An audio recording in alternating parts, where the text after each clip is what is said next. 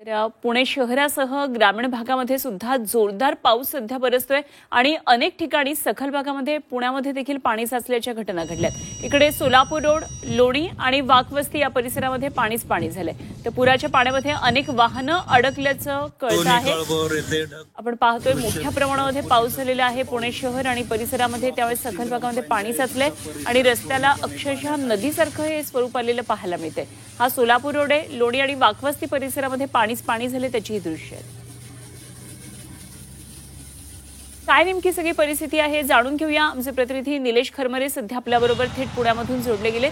निलेश, पुणे शहरासह संपूर्ण ग्रामीण भागाला सुद्धा पावसानं चांगलं झोडपून काढल्याचं चित्र दिसतंय। अनेक सखल भागात पाणी साचलंय, रस्त्यावर नदीसारखा प्रवाह वाहताना दिसतोय। सोलापूर रोड, लोणी आणि वाकवस्ती परिसरात पाणीच पाणी झाल्याचं दिसतंय। काय नेमकी सगळी परिस्थिती आहे पुण्यामध्ये?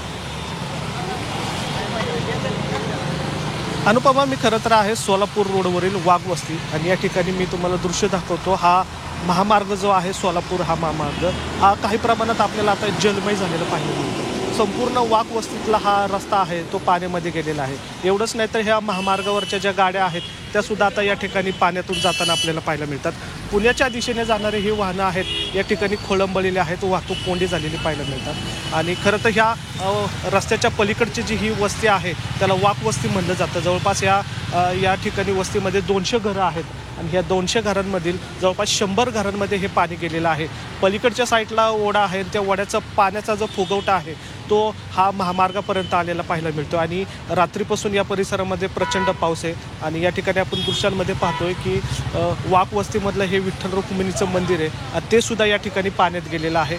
अनेक गाड्या ज्या आहेत त्या सुद्धा पाण्यामध्ये अडकलेल्या पाहायला मिळतात। या ठिकाणी जर पाहिलं तर सर्व्हिस रोडला जी दुकानं आहेत ती सुद्धा या ठिकाणी पाण्यात गेलेले आपल्याला पाहायला मिळतात। अनेकांचं नुकसान या ठिकाणी मोठ्या प्रमाणात झालेलं आपल्याला पाहायला मिळतंय। लोक जे आहेत त्या दुकानातले वस्तू असतील किंवा घरातले साहित्य आहेत ते या ठिकाणी घेऊन जाताना आपल्याला पाहायला मिळतात।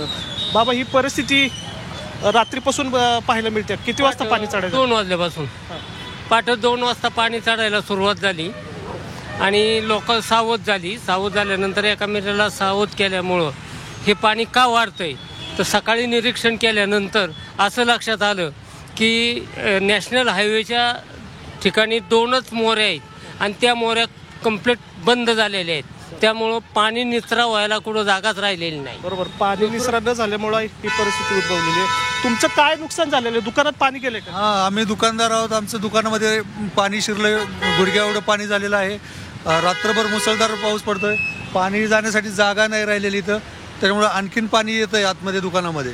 तुमचं घर कुठे आहे? माझा फोटो स्टुडिओ आतमध्ये PC वगैरे सगळं भिजलेलं आहे, लोकांचे फ्रेम वगैरे सगळं, आणि कॉम्प्युटरमधला मेन म्हणजे कॉम्प्युटरमधला डाटा सगळा गेलेला आहे माझं। हे नुकसान झालेलं आहे माझं। हे पाणी चढायला किती वाजता सुरुवात झाली? हे 2 वाजल्यापासून पाणी चढायला सुरुवात आहे इथं आणि भरपूर नुकसान झालेलं आहे। निलेश, एकंदरीतच